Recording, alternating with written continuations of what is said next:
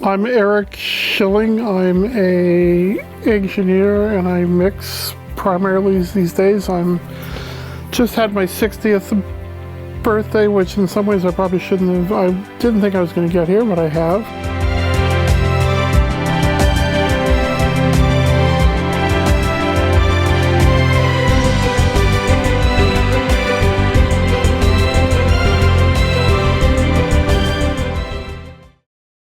So I've been doing this most of my life. I had a passion for it when I was very, very young. And I count myself really fortunate that I knew at a young age what I wanted to do. So that brought me from San Francisco, where I grew up, to South Florida in '77 to work for a really well-known studio down here. And I first came here in '77 to this studio, to Criteria Hit Factory. Lived for many years down here and then eventually migrated up to Central Florida. And now these days I live in Florida, but I travel all the time across the U.S. So when I was 16, I worked in a public broadcast station that produced a lot of their own content. And a gentleman came through the door. I'd been there 5 months, let's say, and I was doing everything from the pledge drives to doing the news show, and a guy came in named Bob Olson, who was a Motown guy. And Bob had worked in Detroit from about 65 through 71 when they moved from Detroit. So I became friends with Bob and really just attached myself to him, and we would, go eat meals, we'd work on projects there, and I was just constantly like a sponge, What does a compressor do? How did you record the Four Tops? What is Marvin Gaye? How does he do his vocals? It was just the whole gamut. And Bob taught me all of my starting point for what microphones do, for what compressors do, how a console works, what you're trying to do when you're trying to capture somebody who performs. And it's really from the school of you have to pass it on. And everybody who came from his world was mentored by somebody who came before them. Because remember, up until probably 76 or so, there were no schools to go learn this at. So you really had to apprentice and mentor. So I kind of barely made I went to school, high school, and I graduated kind of by the skin of my teeth. But I owe a great debt to Bob. Now, along with this, the people who worked there, the people who designed the gear and built the gear, because in those days you still built your own consoles a lot. These people designed and built their own boards. And one of the guys named Wayne actually went on to build the Lucasfilm ranch. So he was on the ground floor of that and then went down to run the Fox stage. So I grew up around people had a lot of time with production, and then also people who built and designed gear, who what I would call old school techs that designed and could fix and everybody did that then. It's very common. So when I went to the record plant, because I got a job very fortunately through a friend of mine when I was 19, so this was 75. And I go and I talk to the chief, Tom Fly, and I talk to Chief Tom Scott, who also went on to the ranch. I talk to them and then I wait for them to call me. Now, I did something in my character that I never do. Every day for about 2 weeks I'd call and say, is Tom Fly there? Can I talk to him? I want to know if, maybe he wants me to come over, and it's just not my character. So about 2 weeks down the line, I come home from a party one night with my girlfriend at the time. It's 2 a.m. and the studio calls me and says, can you come over now? So it's like 2 a.m. and I live across the bay, so it's a 40-minute drive to get to the plant. And of course I'm saying, absolutely, I'll be right there. So I come over and my first session was a Sly Stone session. And Sly was famous for working like a day without sleeping. And the whole crew had been in there for a day and a half. And they needed somebody to take over. So I was an assistant. I wasn't sitting behind the board. So they called in somebody to sit behind the board and somebody to assist. So I get to the studio like about 3 in the morning. and work for 3 hours with them, and they finally go home at 6 a.m. That was my first experience there. And what I always tell people is, if you have a passion for what you do, you will do things that aren't in your character sometimes, things that take you out of your comfort zone, but like calling a guy day after day for 2 weeks. So I do that. I think this is great. I got my foot in the door, and they call me back and they say, well, we like you. So for what you're going to do for now is clean the bathrooms and stock the Coke machine and vacuum. And what I didn't know at the time is Chris Stone, who owned the plant with a partner, this was his way of kind of separating the wheat from the chaff, as you would say, finding out who really wanted to do this as opposed to, oh, this will be cool, this looks fun. So for 5 weeks or so, I came in 5 days a week and cleaned the John, filled the Coke machine with beer, which is what we used to do, and vacuumed. But I was so happy to have my foot in the door, I didn't care. And then after that time period, I started getting put on smaller one-day things. And not long after that, I did, I worked on Fleetwood Mac's album at the time they were there doing the Rumors album. So I worked on that for about 10 days as an assistant, which was a fascinating thing to see the way they wrote songs and creatively how they did things. I can't say that I worked on a lot of that album because that took more than a year to produce. So at that time, I then worked with the client who was doing a Elvin Bishop album, and if you recall, they had a really big hit called Fooled Around and Fell in Love. It was a huge smash in the US, and they were doing the next album that came to the plant, and the guy who came, who tracked it, recorded, did the mix, lived down here in Florida, and they were building a studio for such clients as Joe Walsh, the Eagles, the list goes on, but he asked me if I wanted to move to Florida, if I wanted to come work for them, and I'm 20, and I don't think about a whole lot else except, you mean I get to do like more cool stuff?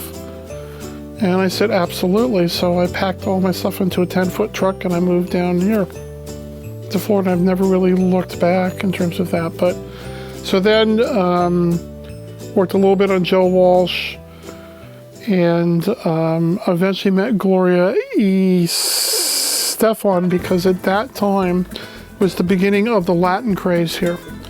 And it was really a secondary kind of work market, because they didn't have a lot of money to produce stuff then. And oddly enough, Gloria was the very last paying client in the studio that I worked for. And they were closing down the studio because they were going to move it. So Gloria comes in, and in those days when you recorded a Latin thing, you did it in like 2 weeks, from tracking to mix, done. Because they didn't have a lot of money to record with. So over the years, I've done 12 projects with Gloria. I've done other things with her, side projects, but 12 full-length things then. But during that time, when I worked for her, I also freelanced. So, for instance, at one point, there was a Bowie session here for a week that I got called to do, and spent some time with him, which was pretty fast and pretty fun to see the way that he worked. And then gradually in the last 15 years, I've kind of moved into doing a lot of broadcast work. So I do a lot of award shows, which means I work with people from Bruno Mars to Beyonce to Dave Grohl. I mean, the list just goes on and on. It kind of tends to be who's on the show. And what's fun about that is the music is always changing, and I will tell you, there's no style that I don't like. So I just like it to be good. If in its genre, if it's hip hop, R&B, if it's country, if it's well done, if it's good, then I like it. If it's not the A-list stuff, I have to admit, it's not quite as much fun.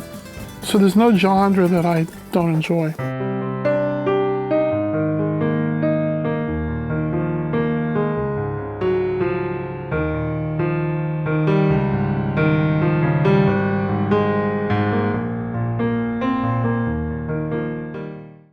Okay, so in 2006, I lived in Central Florida at the time, and Gloria and me had a relationship for many years. I'd worked with her for a long time, and from time to time I would do a benefit show with her.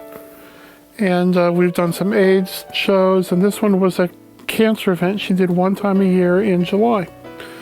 And she called me and asked me if I would come down and help do the sound for it. And I did it at a greatly cheaper price because it was a benefit.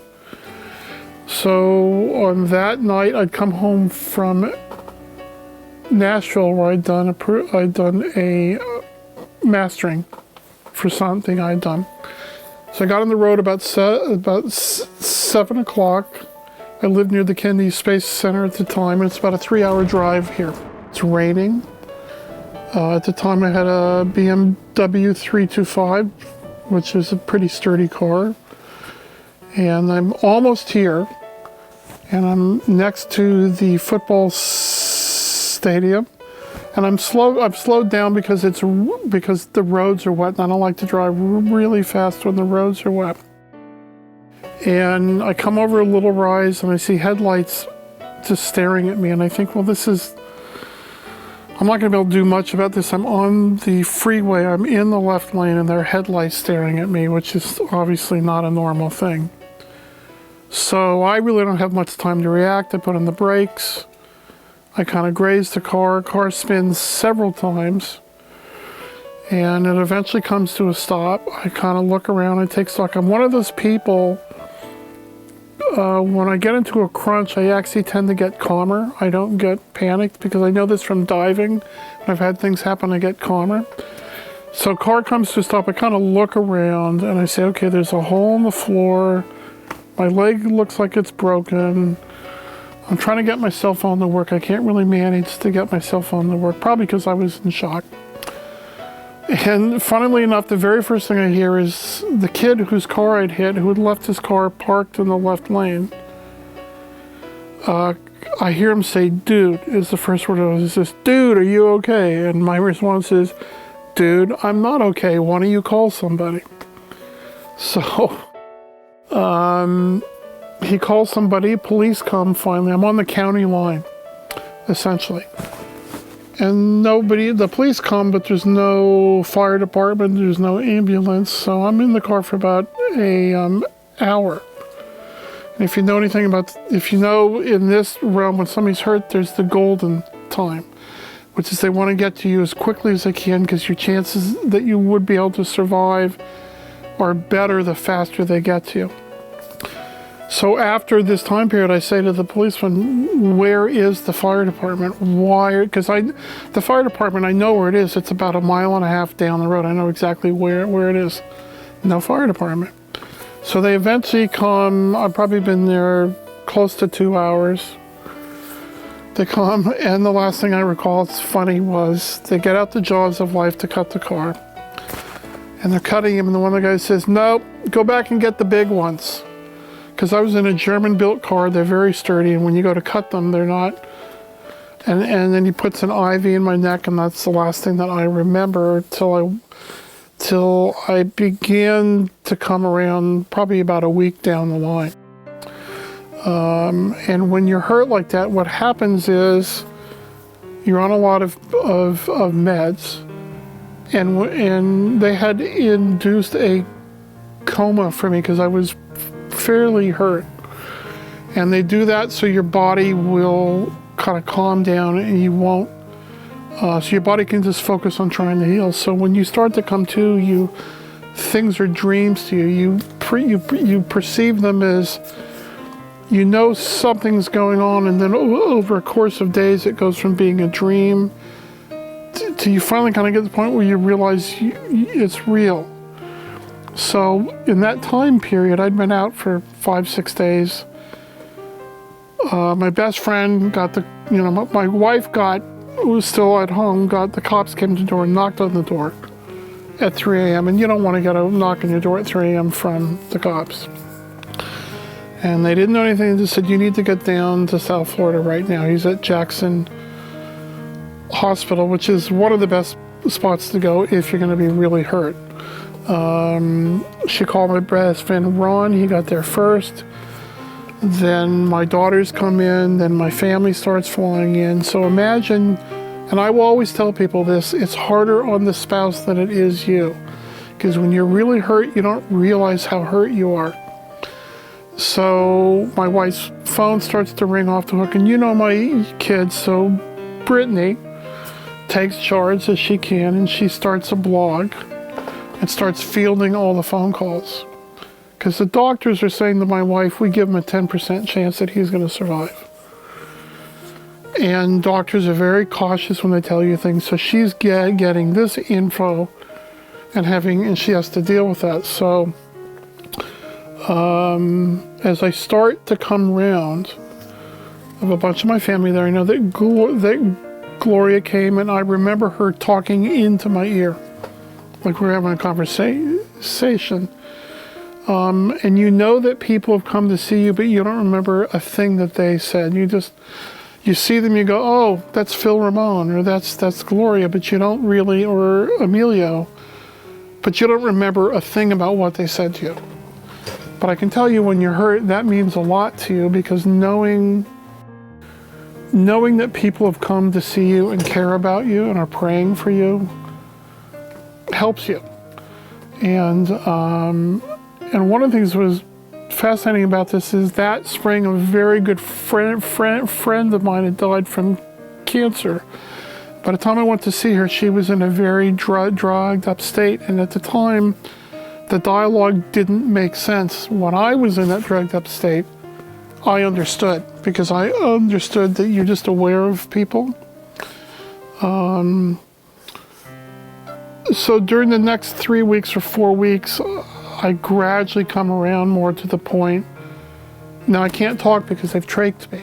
When you get trached, they give you a device you can screw in to talk. It's like a little diaphragm thing. It's like a speaker almost. So, they finally get to the point where they can put it in. They pulled the tube out. And my wife's there, and my daughters, and the first words out of my mouth was, oh, honey, I love you. It wasn't that. It was like, I got to get better. I got to mix the Latin Grammys. Being sort of the workaholic, I think she wanted to kill me. But she knows me, and she understands what my motivations are. But it was a funny day because, I still didn't know how sick I was. And part of what happens to people when they're sick is they don't realize how sick they are a lot of the time. So you tend to think, your constant goal is, when you're really sick, folks would say to me, how did you do it? I'm like, it's not hard. You rise to the occasion. When something happens to you that's a crisis, as humans, we have strength that we don't know we have, and people pray for you, and you have faith, and it's just, you rise to the occasion. So I would always go, okay, I'm in ICU, so my next goal is to be able to talk. And then once I get there, my next goal is, I get to go to the 3rd floor, which took about 2 months for me to go to the 3rd floor of Jackson, because I came into floor 2, which is where they put all the burn people and the really, really sick people. So I always would look for just what's the next milestone. So I was there for 4 months. So every time you jump ahead, it's kind of like a milestone, and you don't think like, when I get out, I'm going to go to the beach and play tennis. You just go, no, I just want to get from the 2nd floor to the 3rd floor.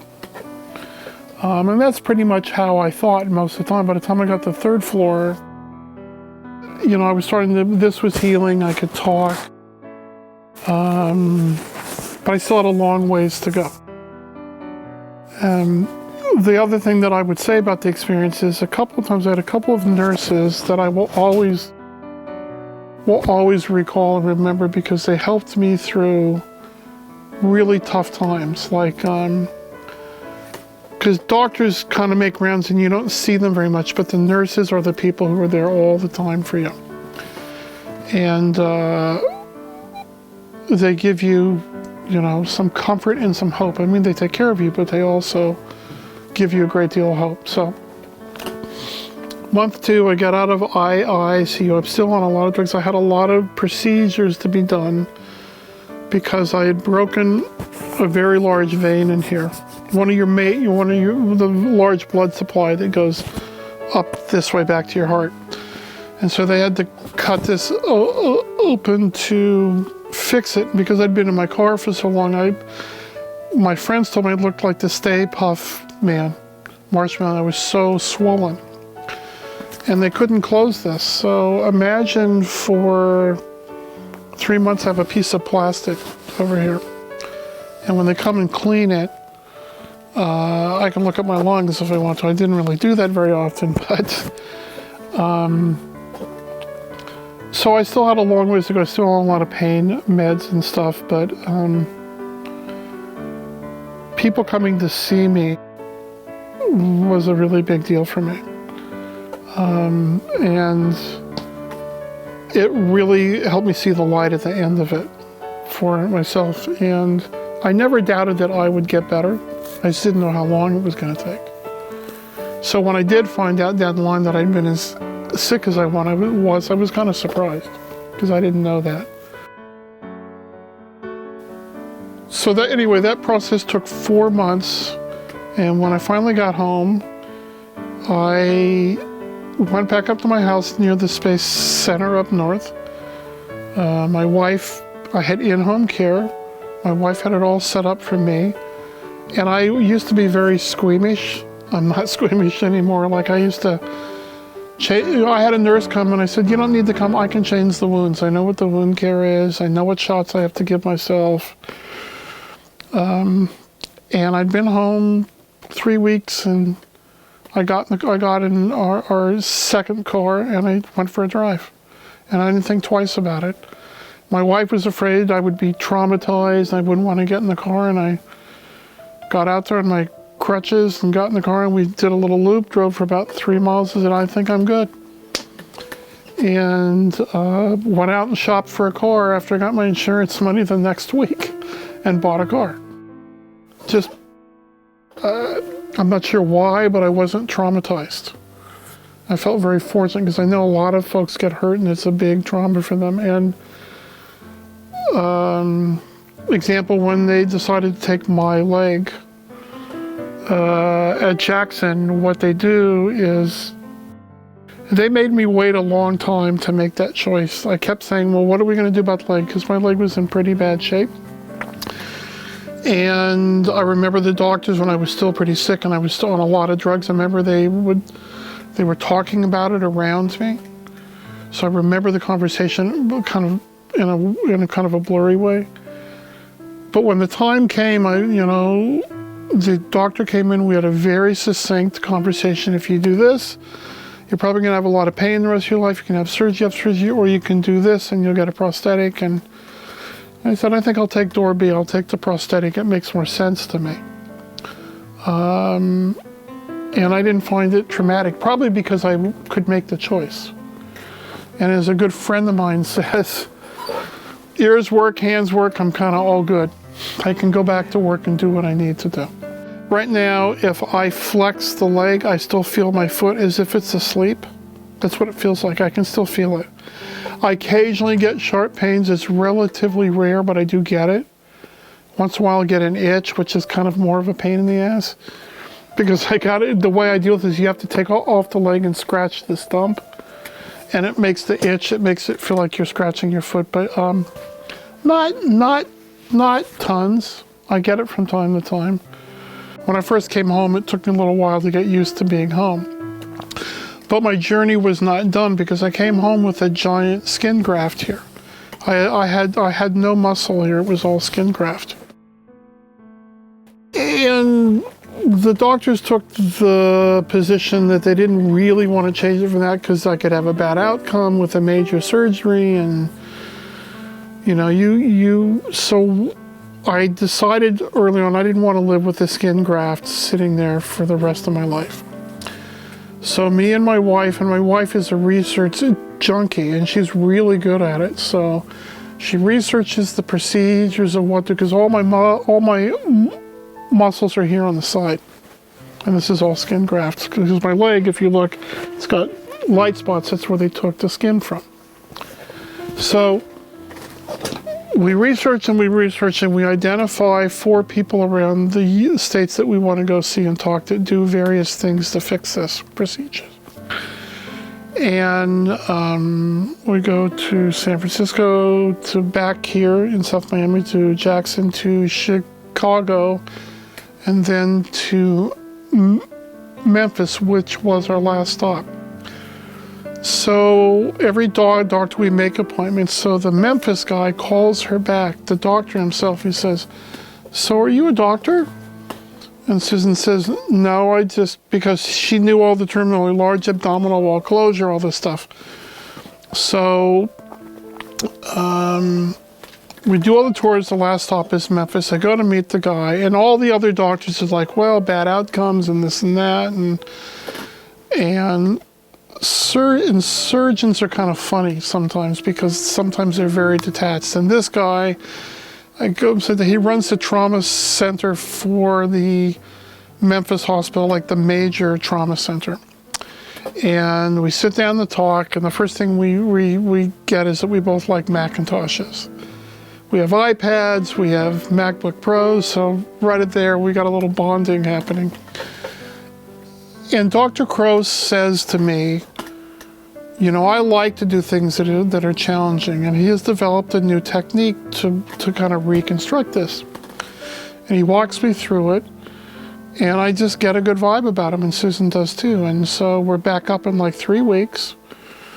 We have a procedure which is a 9-hour procedure. It's a long one. So I go in to the hospital, and Dr. Crouse, and Susan now has been my wife, has now been through a lot of stuff with me.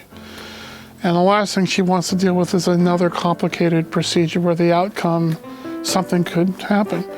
And Dr. Crouse called her at every major point in the procedure, like after the first 2 hours, he calls and says, "Okay," he gets her on the speakerphone from the OR, says, "Okay, so we're here and we're gonna do this." And so he calls her like 4 times during the procedure. I finally come through, I wake up and I'm like, "We got it done, I'm good." And I'm there for 10 days. And so that was kind of the last of the stuff, and we actually became friends, me and the surgeon, after that. And I invited him to the Grammys a couple of years afterwards, because his son had passed, I found out. And I get seats to the show, and me and Susan decided we were so grateful for what he had done. Because when you're in a hospital, the surgeons don't really come to see you except once, and Dr. Crouse came by every day to see me. That's not common. So it was really nice to do something for him. And so come to find out, and I'll wrap up the story. That year we had Mick Jagger came to perform, and I got to do that performance on the show. And I've been a Stones fan since I was like 10. So Dr. Crouse, I got him a hard pass, so he's hanging with me the whole week. And we do the performance, and Dawn and Mick go up the ramp to come into my truck. They don't want anybody else in the truck, and so, but my doctor's sitting right outside in the chair, and he gets to see Mick like walk in the truck, and I sit and work with Mick, and then we're done. He tells me after the fact that when he got out of med school, his dream was to go on tour with the Stones and be their doctor. So I thought it was kind of cool that I could do something for him that could get him a little close to that dream that he'd had. You know, he got to meet him and see that experience. So it had a sort of a nice button on how that went. So at that point, then I was done with my major stuff. Probably more of the jokester side of me, to give you a story about how I think about it, a friend of mine does the Jimmy Kimmel show. He mixes the bands like I do for broadcast. We've been friends a long time. So when I'm out on the West Coast, I'll oftentimes go to see him, and across the street is the Kodak Theater and Grauman's Chinese and all that stuff, and there's a parking garage. So if I'm with a friend of mine from South Florida and we go to see him, And I pull up into the blue spots, and I just say, not thinking, sometimes it's great to be handicapped because I get good parking. So that's an example of I'm not particularly traumatized about it. So at the end of this long story, I've told you about my health and what occurred to me in my car accident and all that stuff. I really credit the faith and the prayers that people brought to me.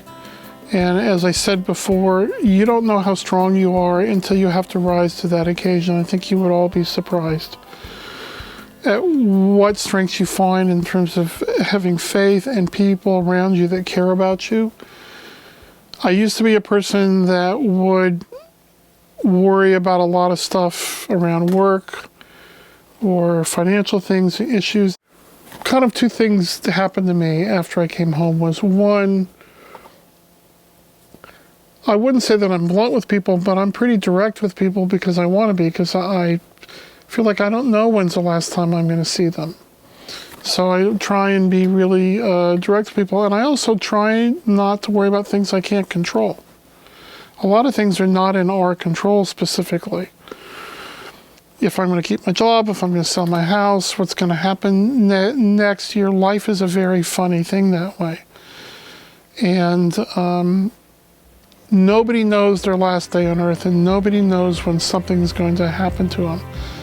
So I always count my blessings, because every day for me is a day that I might not have been here, and tomorrow I may not be here.